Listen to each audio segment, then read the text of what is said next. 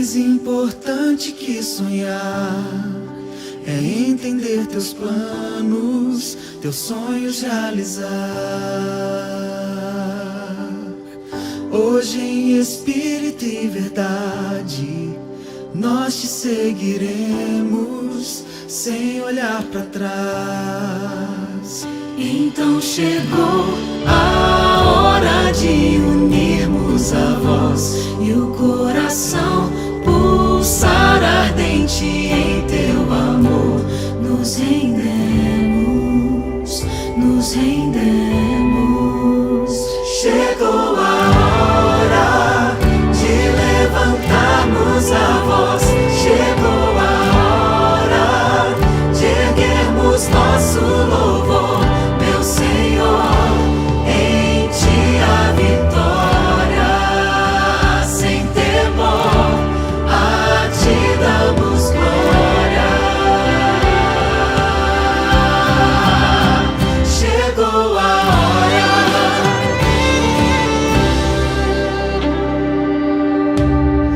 Deixamos tudo para trás, temos novo rumo e verdadeira paz. E não podemos nos calar, o evangelho ao mundo devemos proclamar.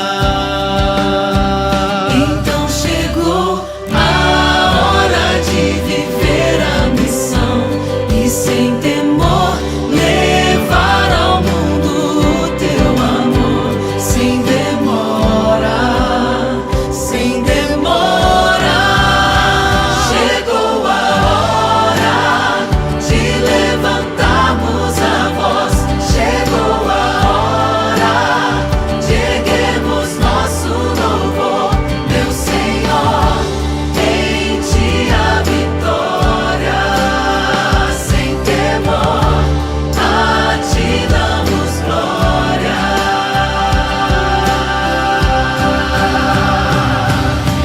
Glória, glória, aleluia. Nosso Rei em breve virá, Ele em breve virá. Glória, glória, aleluia. Vem e reina neste lugar, reina neste lugar. Glória, glória, aleluia. Nosso Rei em breve virá, Ele em breve virá. Glória, glória, aleluia. Vem e reina neste lugar, reina neste lugar. Chegou a hora de levantarmos a voz. Chegou a hora de erguermos nosso louvor, meu Senhor. Em ti a vitória, sem temor, a ti damos glória. Chegou a hora. Chegou a hora.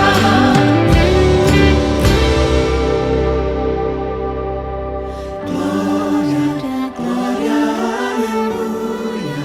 Nosso Rei em breve virá, Ele em breve virá.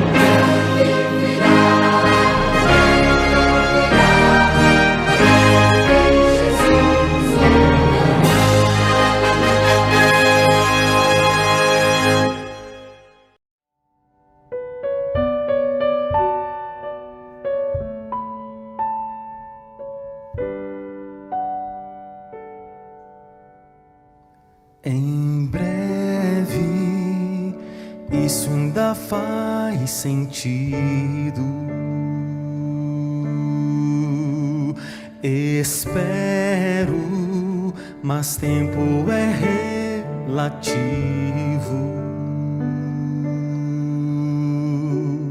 O mal me impõe dia e noite o seu fardo. A paz dura só uma fração de segundo. O que é o tempo para alguém que está cansado? Não sabe mais se um dia terá alívio. Em breve isso ficou escrito. Para muitos, poeira de um velho livro. Milênios depois, tudo parece um mito. Viver pela fé, alguém quer correr o risco. Mas o que é o tempo quando se é eterno? Um ano inteiro é como um dia apenas. O que é o futuro para aquele que é absoluto? E me alcançou na hora da minha angústia. Em breve, no tempo de Deus, contemplarei a promessa feita por quem jamais falhou. Sua demora em retornar é misericórdia pra me salvar, me devolver o sorriso eterno. Em breve, se ele tardar, ainda assim vou esperar. Um dia eu sei, nele serei eterno. Se ele tardar, ainda assim vou esperar. Um dia eu sei, nele serei eterno. Em breve, no tempo de Deus, contemplarei a promessa feita por quem jamais falhou, jamais falhou. Sua demora em retornar é misericórdia pra me salvar, me devolver o sorriso eterno. Em breve, isso ainda faz sentido. Em breve, isso está escrito.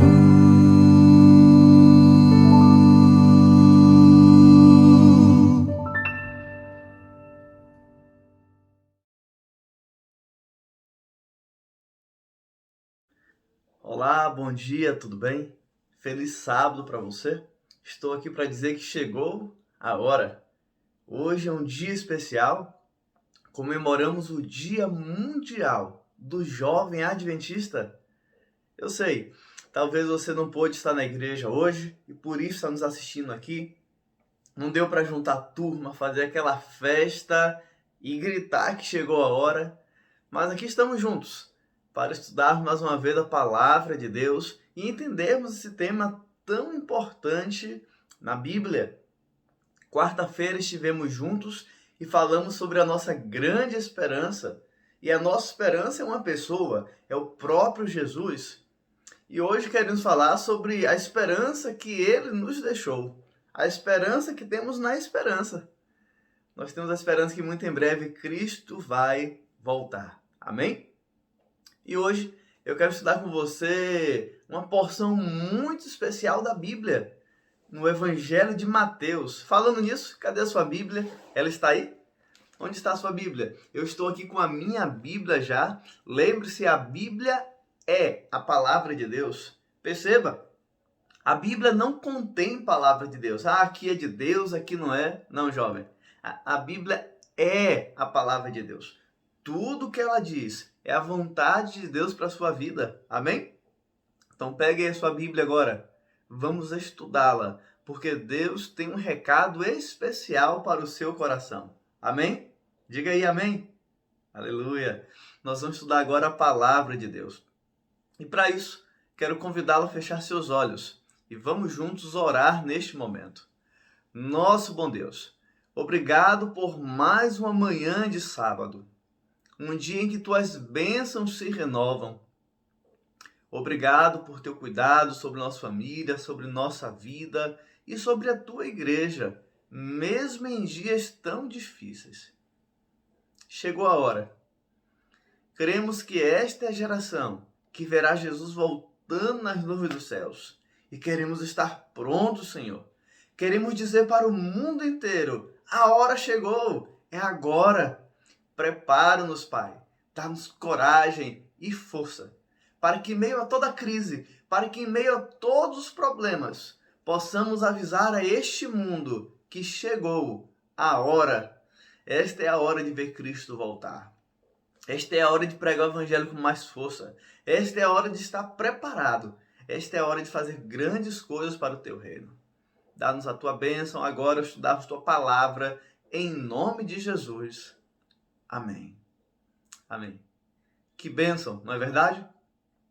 Quando vamos ao Evangelho de Mateus, a gente vai estudar o capítulo 24 hoje. Mas a partir do capítulo 21, a gente começa a perceber que Jesus está num clima de despedida.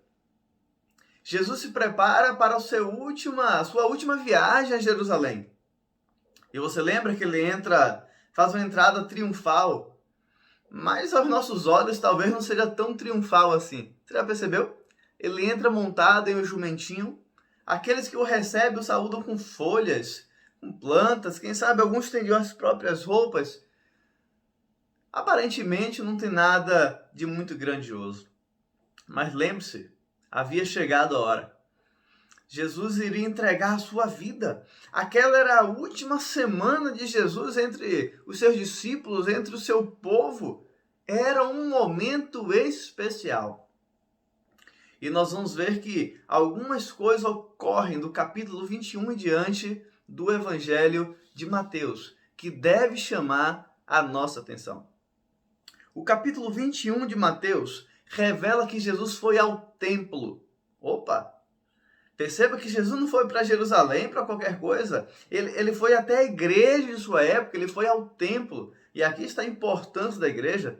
Pastor, a igreja está fechada. Eu sei.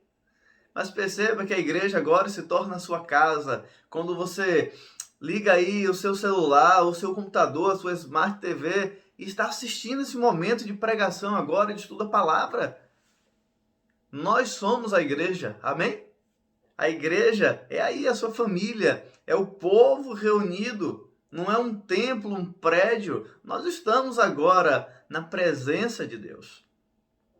E Jesus vai ao templo, e ali Jesus faz basicamente duas coisas. A primeira atividade é limpar o templo. E ali o povo vendia e fazia comércio, e estava aquela feira, aquela bagunça, e Jesus então purifica o templo. Está no capítulo 21 de Mateus. Depois Jesus também começa a curar as pessoas, aqueles que estavam enfermos, aqueles que necessitavam. E a terceira atividade de Cristo, perceba, ele limpa o templo, depois ele cura aqueles que estavam doentes, ou cerimonialmente impuros também. E agora ele começa a pregar. Ele faz uma preparação do ambiente. E agora ele começa a pregar.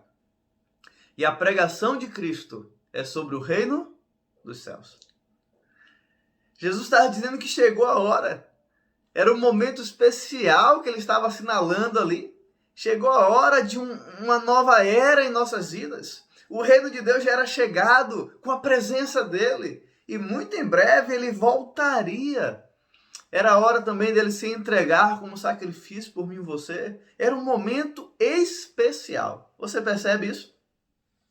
E Jesus, em sua pregação também, ele ensina por meio de parábolas a respeito do reino dos céus. E a primeira parábola que Jesus conta é a parábola dos 2 filhos.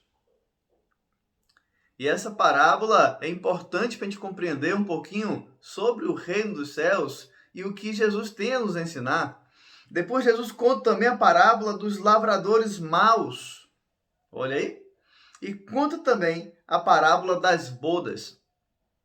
Na parábola dos 2 filhos, um é convidado a fazer uma atividade, diz que vai, mas não faz. O outro diz que não vai fazer, mas mais tarde acaba fazendo. E Jesus diz que esse foi mais bem-aventurado.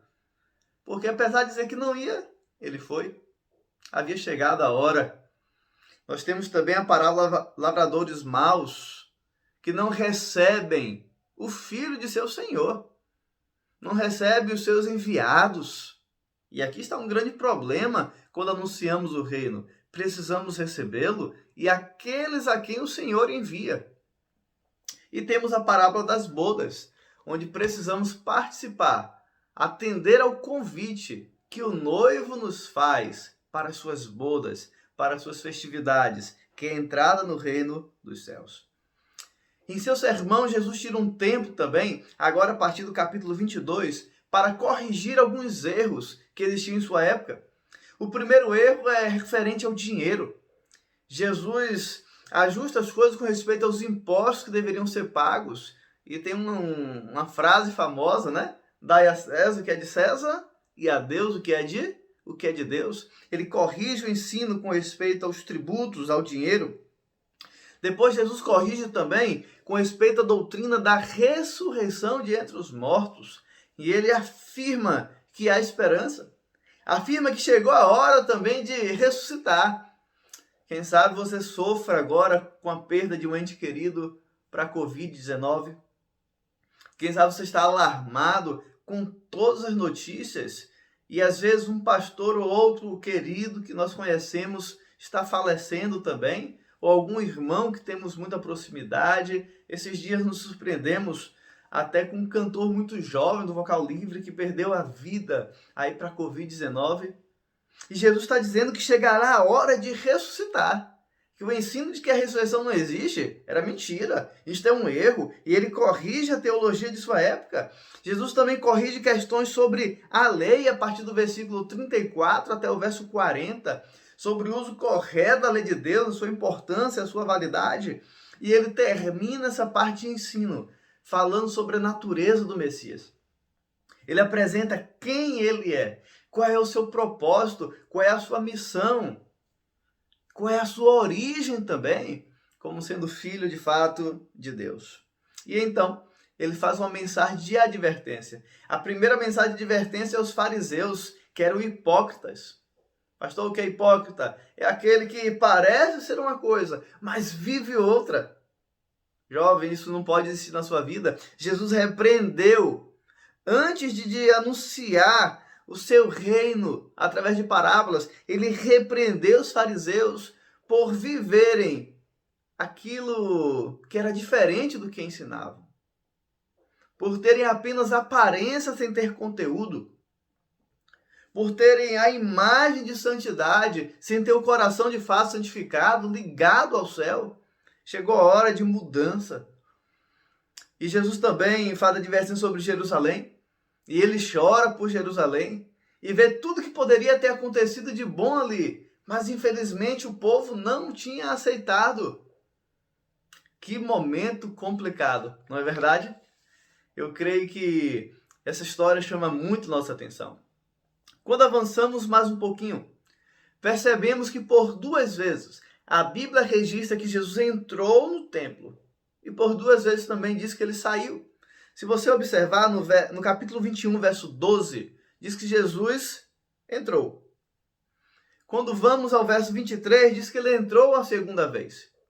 Quando vamos ao versículo 17, diz que ele saiu. E no 24, verso 1, diz que ele saiu também.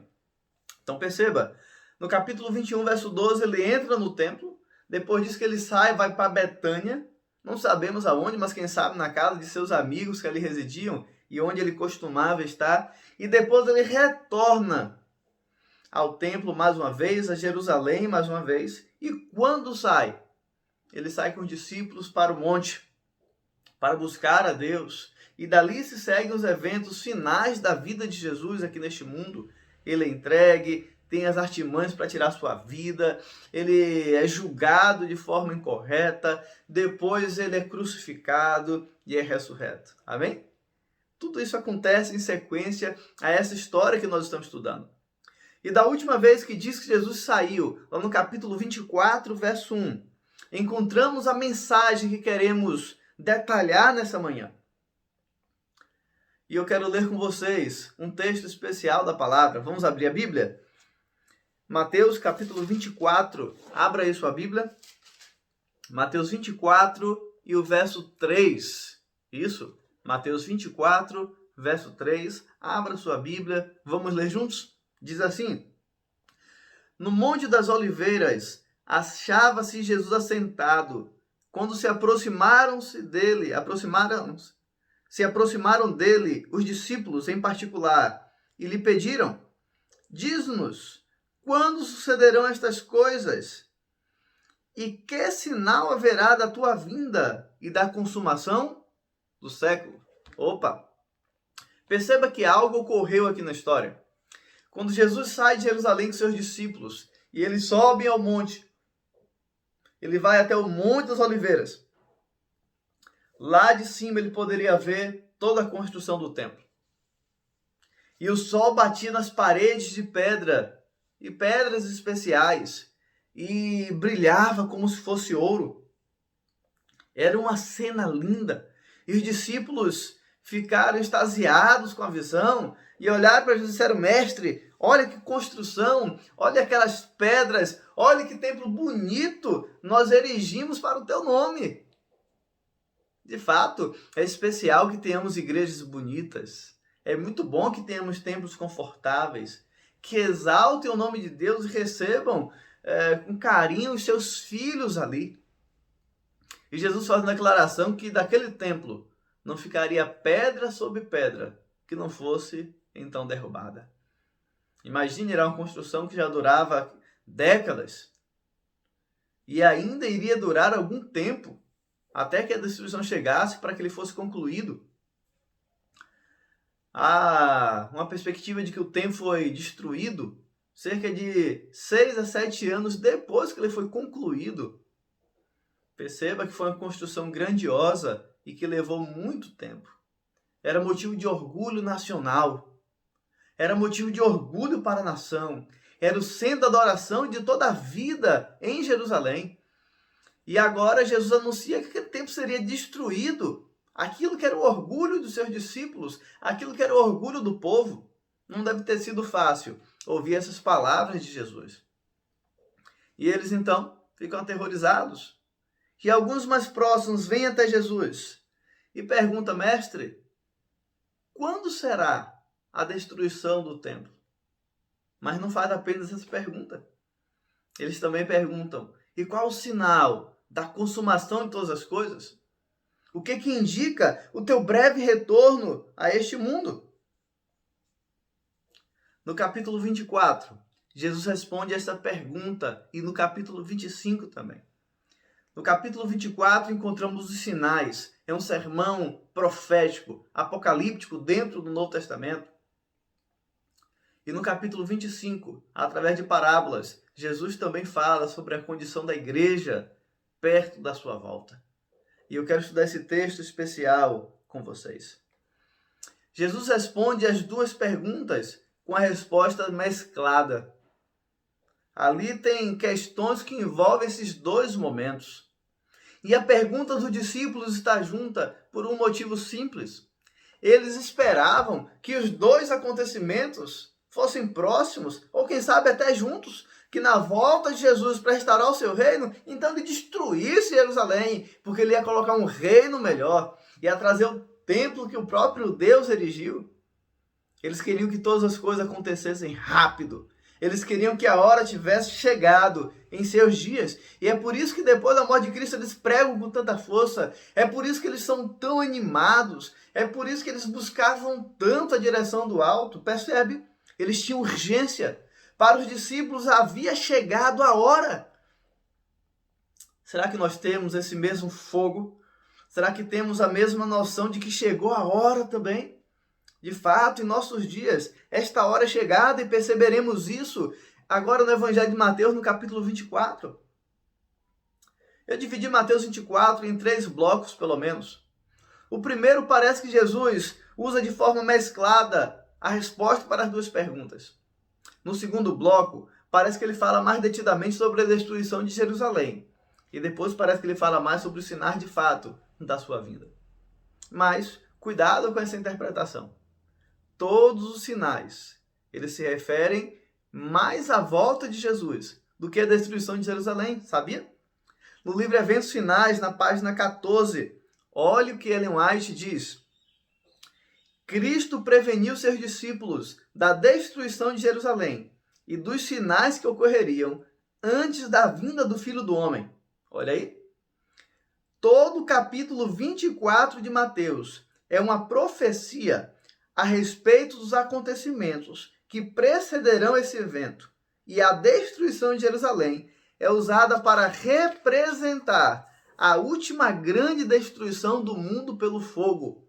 Opa! Então Jesus está falando sobre a sua volta, é sobre o fim deste mundo, é a consumação dos séculos. Mas para ilustrar isso, ele usa a destruição de Jerusalém. Compreende? Outro parágrafozinho, ela diz assim: se bem que essas profecias tivessem tido cumprimento parcial na destruição de Jerusalém, aplicam-se mais diretamente aos últimos dias. Opa! Então essas profecias do capítulo 24 de Mateus se aplicam mais aos últimos dias.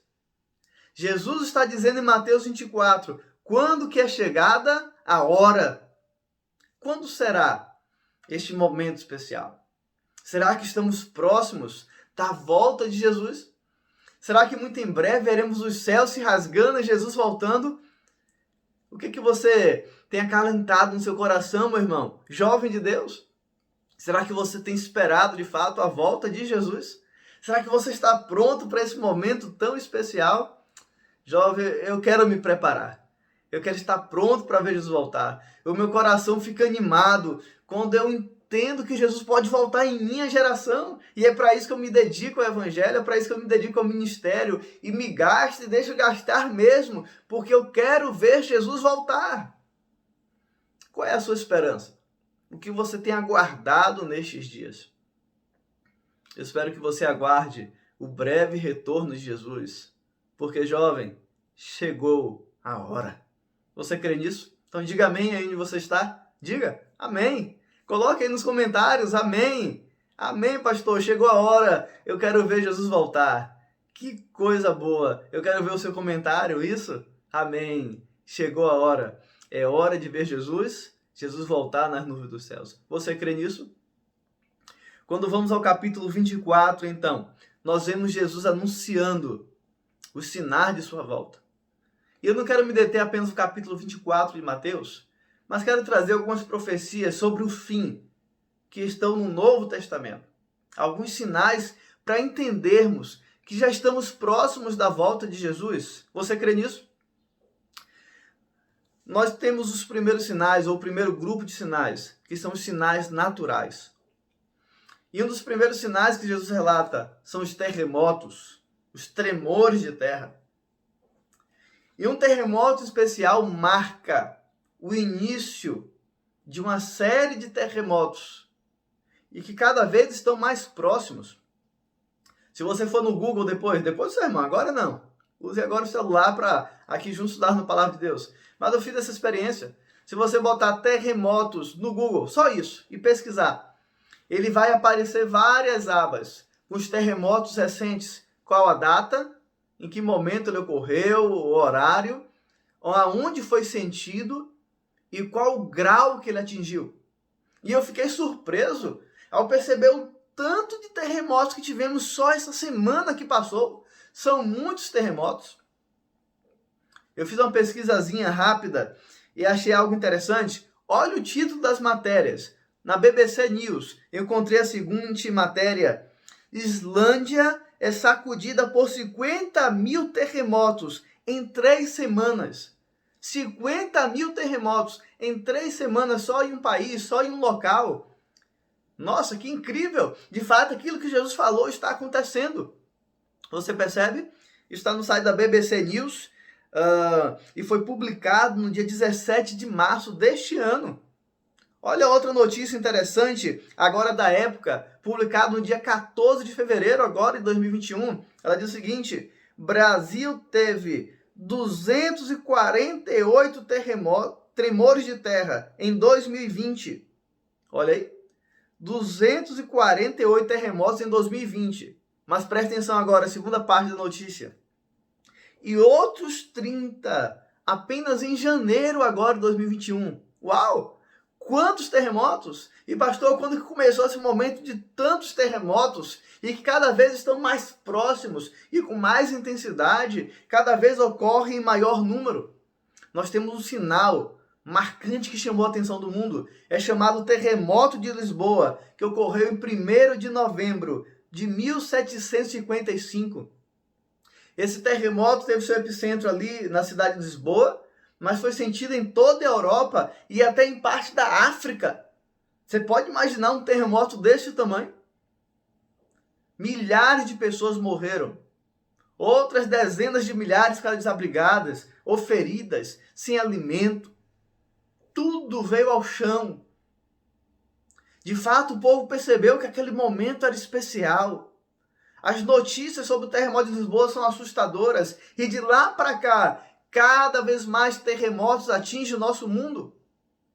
E até países onde não se ouvia falar disso, como o Brasil, por exemplo, hoje, nós vimos, é cada vez mais comum termos tremores de terra.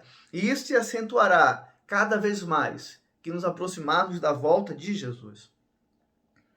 A Bíblia também fala do escurecimento do sol e da lua se tornar vermelha como sangue. Pastor, será que isso aconteceu? Sim, meu querido, aconteceu.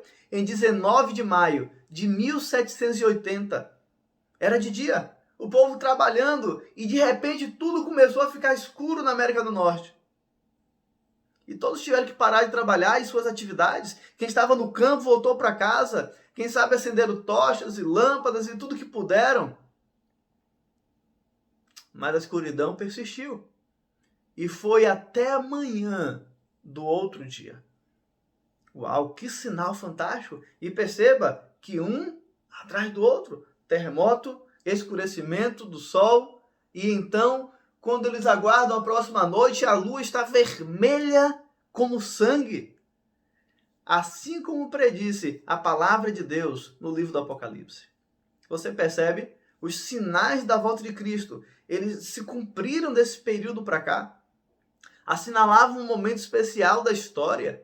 E nós conhecemos a história do Adventismo, que vem logo depois dessas datas, com o movimento milerita, o grande desapontamento, e entendemos então que naquela época Jesus estava assumindo um novo papel no santuário celestial, e a natureza estava marcando, chamando a atenção. Ei, preste atenção, algo de especial vai acontecer. O fim está chegando, chegou a hora, prepare-se. E não para por aí. Nós temos também a queda das estrelas, que foi registrada em 13 de novembro de 1833. Estima-se que cerca de 60 mil estrelas cadentes caíram por hora, somente naquela noite. Você pode imaginar o que é isso? 60 mil estrelas por hora. Era uma festa, fogo de artifício. Dezenas de milhares, centenas de milhares de meteoros entraram na órbita da Terra e o espetáculo foi grandioso. E isso começou a despertar o mundo e eles entenderam que algo de especial estava acontecendo e um evento próximo a outro em sequência e cada vez mais próximo estava anunciando que a hora é chegada. Mas não temos apenas sinais na natureza, temos sinais no mundo moral também. Alguns colocam a fome como sinal natural. Eu coloquei aqui como sinal moral, sabe por quê? Se você observar bem, o nosso mundo tem alimento para todos. Já percebeu? Tudo dá em abundância. E por que falta para alguns? A ganância do coração humano, o orgulho, a avareza, a vontade de ter cada vez mais lucro. Esse é um sinal moral. É um problema sério do mundo que vivemos hoje. Cada um quer mais e somente para si. É um mundo mau. É um mundo que não tem vivido os princípios do reino. Será que nós temos tido também um coração egoísta? Será que temos vivido nessa perspectiva? Eu peguei um estudo que diz que só no Brasil estima-se ter atualmente, agora, cerca de 32 milhões de brasileiros que não têm o que comer. E sabe o que me deixou mais assustado? Que essa pesquisa calcula que cerca de 15 pessoas, aqui no Brasil, só no Brasil, presta atenção, não estou falando de qualquer lugar do mundo, é aqui, em nossa nação. 15 pessoas, aproximadamente, morrem por dia de fome em nosso país. Não estou falando de países na África, onde sabemos que a guerra civil destrói tudo e onde as pessoas não têm nada que comer mesmo. Não estamos falando de outras realidades complicadíssimas que temos mundo afora, ou de um deserto onde nem mato nasce. Não, estamos falando do nosso país, onde tudo que planta dá, não é verdade?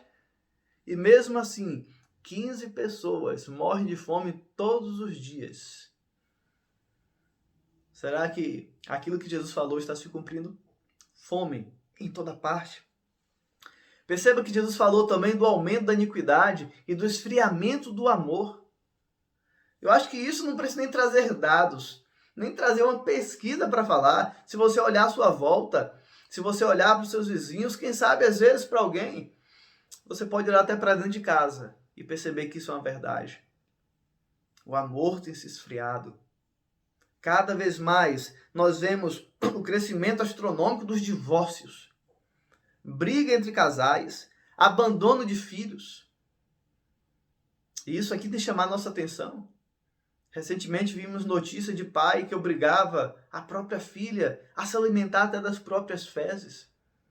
Vimos uma mãe que deixava o filho pequeno em cativeiro, amarrado dentro de casa. Outras que matavam ou que jogam em lixeiras os próprios bebês.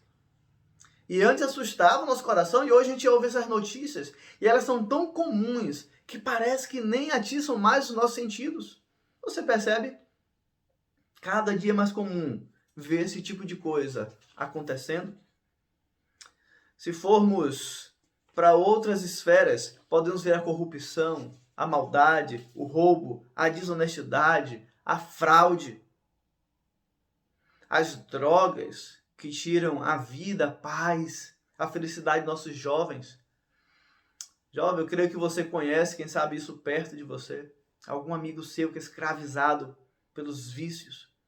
Você vê nos jornais a corrupção e tudo que acontece no nosso país, em nosso estado, nossa cidade, quem sabe. Eu não sei aonde que você que me acompanha agora mora. Quem sabe em um dos 4 municípios aqui do nosso distrito. Quem sabe em qualquer outro lugar pelo Brasil afora e que a internet te possibilita estar pertinho da gente agora. Nós vimos esses sinais acontecendo.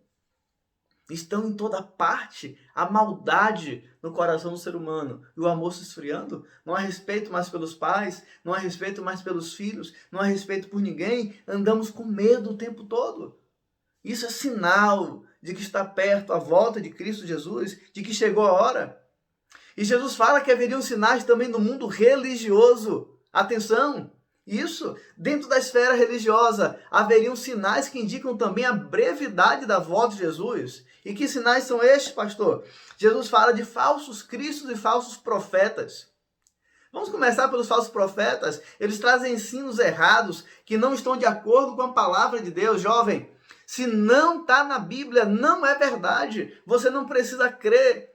Se apega ao que está na palavra de Deus. E surge um na internet pregando isso, falando aquilo, e fala bonitinho para o jovem, e bota uma roupa diferente, e ele é legal, e você começa a assistir isso no YouTube, e isso vai vindo para o seu coração, mas é falso. Não vou citar o nome, mas você conhece. Surge um tal apóstolo, presbítero, ministro por aí, e faz curas, e opera milagres, e arrasta multidões. Mas o ensino não é bíblico. São falsos. Não tenho medo de dizer, são falsos. A Bíblia assim o diz. E diz também que surgiriam falsos cristos. Ah, pastor, isso não acontece. Acontece. Temos o Cristo mexicano que tem um canal de televisão com os anéis de ouro. Eu esqueci o nome dele agora. E ele diz, eu sou o Cristo. Um dos mais famosos, quem sabe, por ser até cômico de certa forma, o Henrique Cristo, já viu? Cabelão branco, aquela barbona, tem um banquetinho para botar os pés, só anda rodeado de mulheres. Esse daí é esperto, né? E ele diz que é o Cristo, o Filho de Deus. E dá entrevista nos canais de televisão, nos programas, e anuncia ser o próprio Cristo entre nós agora.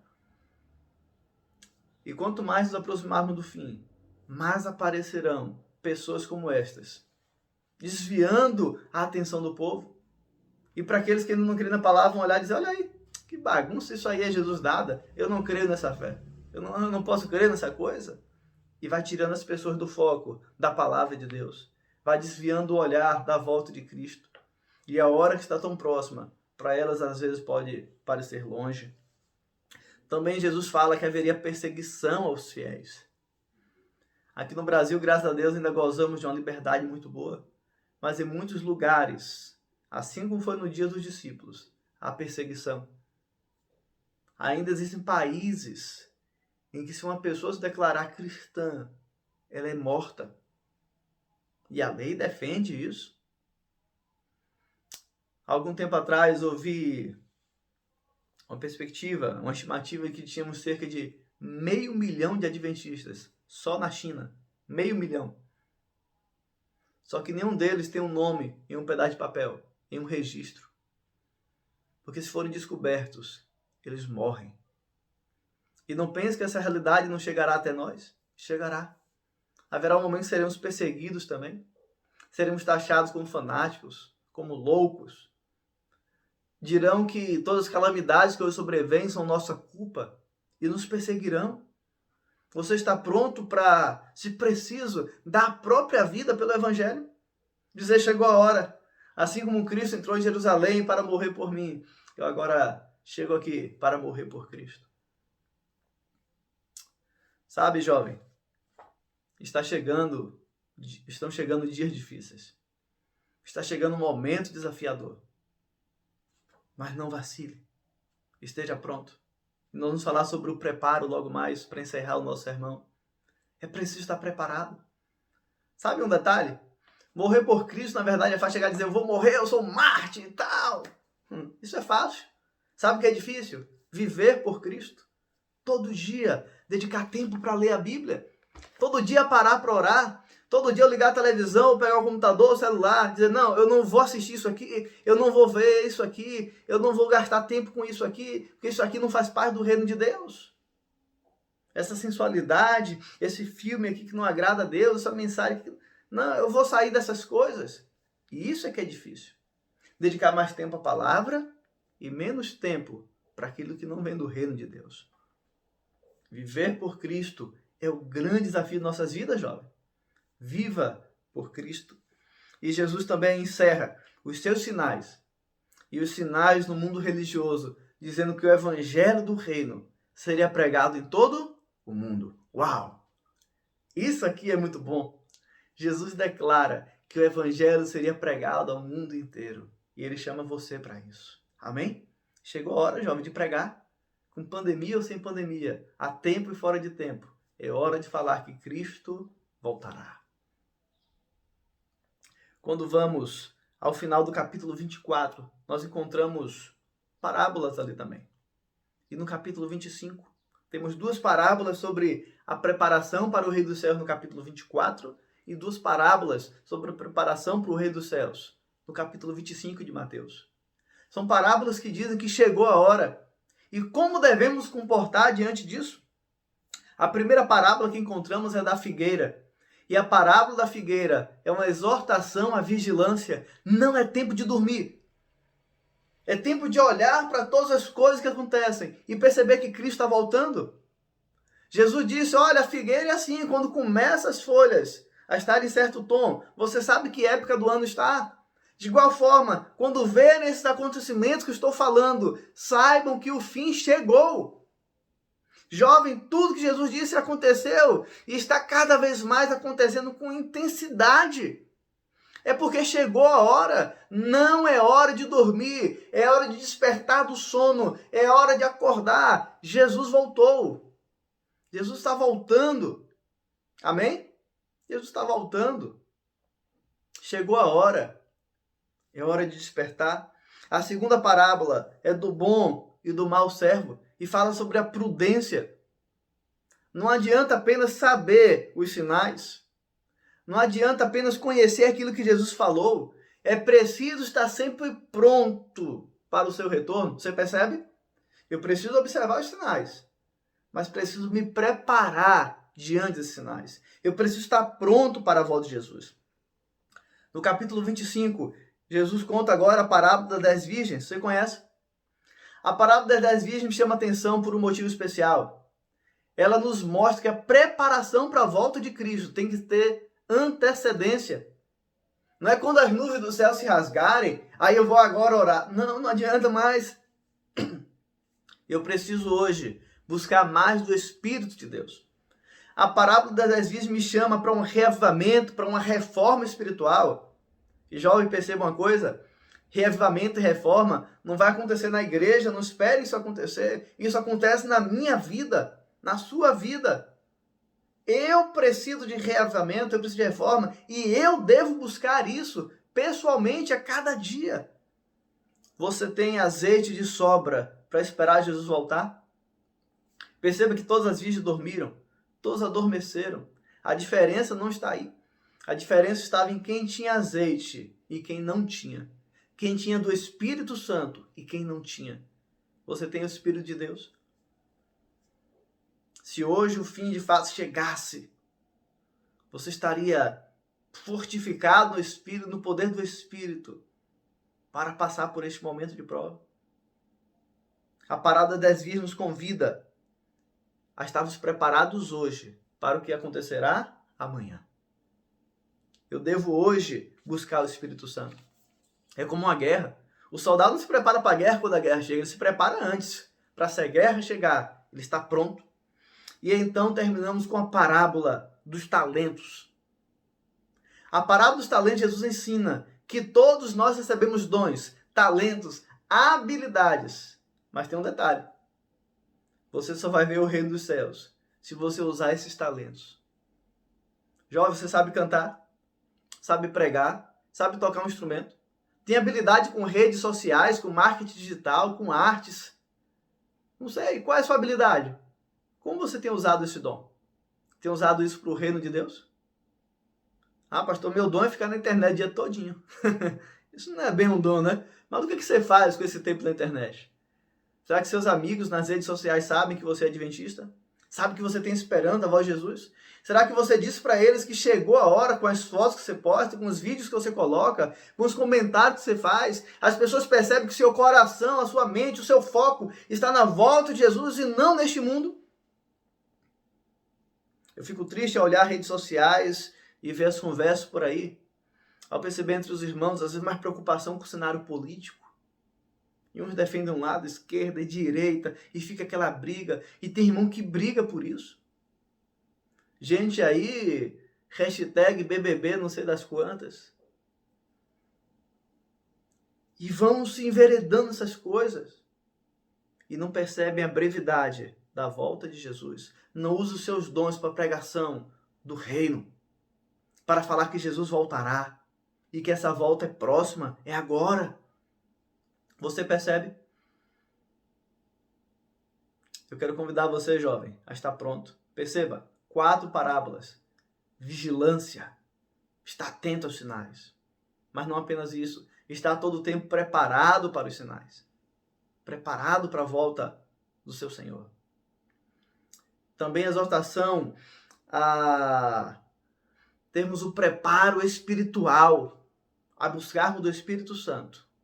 E também, através do Espírito, usar tudo aquilo que Ele nos der para dizer que Jesus vai voltar. Amém? Faça isso. Viva isso. Coloque aí nos comentários, pastor, eu quero ser uma voz de esperança. Eu quero dizer que Jesus vai voltar. Amém? Eu quero falar que Jesus vai voltar. Eu quero viver isso. E quero falar também para outras pessoas. Coloque aí, diga eu quero. Eu quero. Eu vou estar orando por você. Amém? Eu quero encerrar. Em Mateus 24, verso 36, Jesus diz que a respeito do dia e a hora da sua vinda, ninguém sabe. Nem os anjos no céu, nem o próprio Filho, mas somente o Pai. Existe um motivo para isso, e um motivo que explica também a sua fala em João capítulo 14, mas não tem um tempo agora. Mas lembre-se um detalhe, Jesus não nos deu o dia e a hora. É por isso que precisamos estar vigilantes, sempre preparados, sempre cheios do Espírito e sempre trabalhando para o reino de Deus. Assim estaremos prontos a qualquer momento. Olha o que Ellen White diz, Eventos Finais, página 23. Não devemos saber o tempo exato para o derramamento do Espírito Santo ou para a vinda de Cristo. E ela diz, por que Deus não nos deu esse conhecimento? Olha aí. Por que Jesus não disse o dia e a hora para a gente colocar na agenda, né? Pegar o celular e colocar na agenda, ó, aqui é a volta de Jesus, tem que estar pronto. Não. Por que não?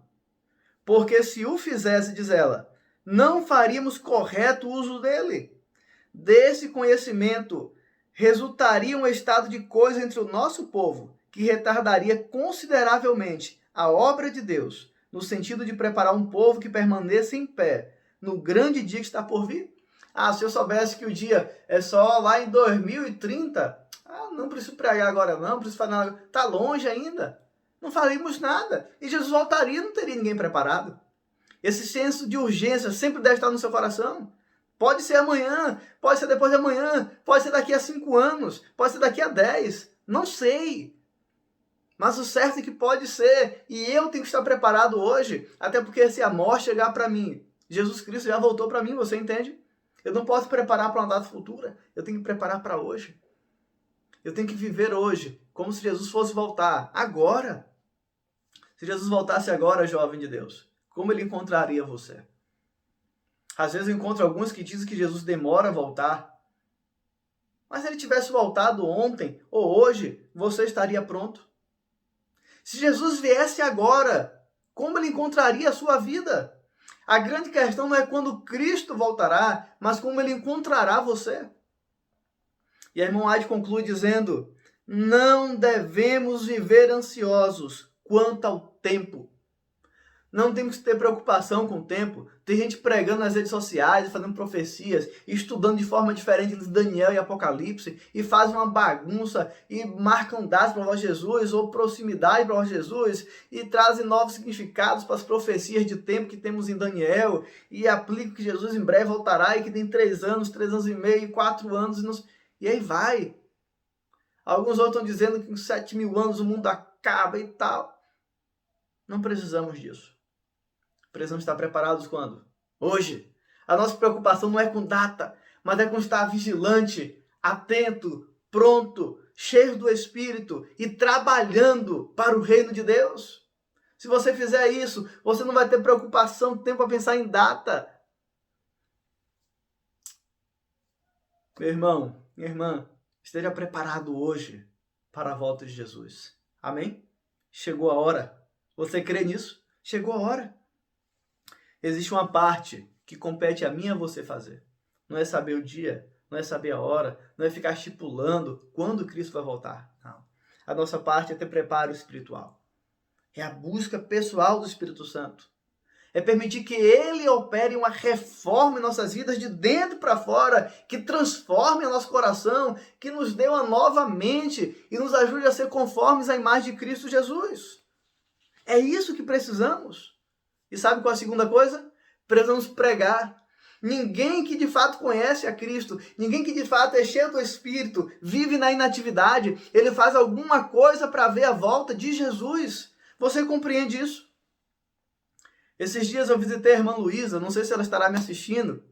Eu creio que ela vai me assistir na igreja, pessoalmente. E a irmã Luísa, eu fui visitá-la, ela já pediu batismo, tem estudado a Bíblia através do Novo Tempo, uma pessoa muito especial, muito carinhosa. E chegou até mim através da irmã Lourdes, da irmã Malcene, que estão sem vir para a igreja nesse período de pandemia. Elas não podem estar conosco agora, mas continuem em contato com pessoas que estão conhecendo a Cristo. Você percebe que especial? Não importa qual a condição, você pode pregar o evangelho do reino. Você pode fazer algo com o seu WhatsApp, com o seu Instagram, com o seu Facebook, com o YouTube. Você pode compartilhar essa mensagem para pessoas que você conhece, para amigos seus, para que eles entendam que Jesus vai voltar. Você compreende isso? Todos nós podemos fazer alguma coisa. Você pode estudar a Bíblia com um amigo seu. Amém? Você pode montar uma classe bíblica na sua casa, na sua garagem, quem sabe no quintal, debaixo do pé de manga que você tem aí. Olha aí que legal. Fale de Jesus. Todos nós podemos testemunhar com a nossa vida. Na escola, na faculdade, as pessoas podem ver que você é diferente, porque você espera Jesus voltar. No seu trabalho, na rua, as pessoas podem ver que você é diferente, que você aguarda Jesus voltar. Amém? Chegou a hora de vermos Jesus voltar. Eu quero ver se levantar no Distrito Senador La Roque e em todo este país e no mundo uma geração que anseia ver Cristo voltar. Você tem essa esperança? Você aguarda breve retorno de Cristo Jesus? Amém? Se você aguarda, se você vê os sinais se cumprindo, se você percebe que está perto e você quer estar preparado, eu quero te convidar a orar comigo. Feche seus olhos, vamos falar com Deus. Nosso bom Deus e Pai, obrigado pela certeza de que muito em breve a nossa esperança virá. Aquele que há de vir retornará a este mundo e ele não demora. Muito em breve veremos Cristo nas nuvens dos céus. Muito obrigado, Senhor. Dá-nos a tua graça. Ajuda-nos a hoje buscarmos mais do teu Espírito e estarmos cheios de azeite, para que mesmo que o noivo demore de vir para as bodas, tenhamos luz suficiente para aguardá-lo voltar e entrar com ele para a festa. Nós queremos estar contigo na eternidade. Senhor, se algo hoje impede esse jovem que agora me ouve, ou esse irmão, de abrir o coração para Cristo Jesus, se algo impede hoje de entrar no Reino dos Céus, de falar do Reino dos Céus, ajude-o a vencer, Senhor, este pecado. Se o Santo Espírito dele forças, não só para ter uma mudança particular, mas para ajudar outros a mudarem também, pregando o Evangelho. As parábolas do reino, em Mateus 24 e 25, nos ensinam a ser vigilantes, a estar preparados, a ter porção dobrada do Espírito. E, acima de tudo, também, a usar tudo aquilo que nos deres para avisar a outros que a hora chegou. Cristo voltará. Obrigado por essa esperança, que ela inflame o nosso coração, em nome de Jesus. Amém. Que Deus te abençoe. Obrigado por estar conosco. Tenha um feliz sábado. E agora, continue aquecendo o seu coração com essa linda canção que fala sobre a esperança que nós temos em Cristo Jesus. Tchau. Até o nosso próximo culto no lar. E que Deus abençoe a tua vida infinitamente em Cristo Jesus. Forte abraço. Até o nosso próximo encontro. Deus te abençoe. Um dia papai precisou viajar. Ele me disse que precisava lutar pelo nosso país e ajudar as pessoas que estavam precisando. Sinto falta das nossas brincadeiras, de como ele cuidava de mim e das histórias que ele me contava antes de dormir. Meu pai me deixou um bilhetinho antes de sair dizendo que voltaria logo, mas já se passou muito tempo e ele ainda não voltou. Meus amigos me perguntam se ele vai mesmo voltar. mas papai nunca mentiu pra mim. Tudo que ele prometeu, ele cumpriu. Posso sentir que papai está chegando. Se ele prometeu, eu sei que ele vai voltar.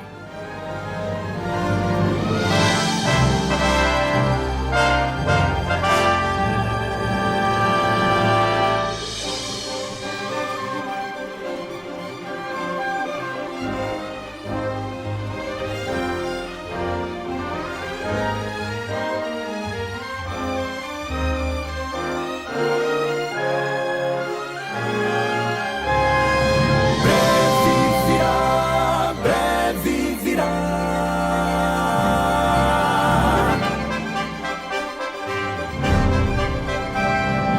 Breve virá, breve virá.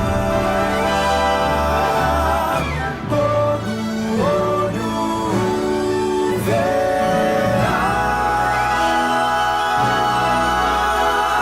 Queira você ou não, creia você ou não, ele virá. A profecia diz, a palavra diz que ele virá.